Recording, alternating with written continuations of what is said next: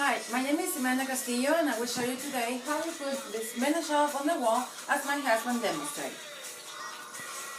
Let's go for the step number 1 is place shelf on desired location. Step 2, place level on the shelf, make sure the bubble is centered. Step 3, mark your nail location on wall according to hangers on your shelf. And step 4, remove shelf and insert nails on the marks you have made.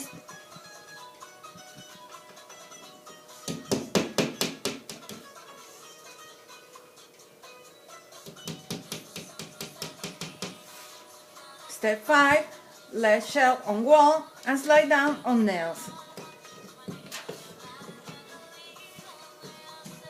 And the step number 6, there we are.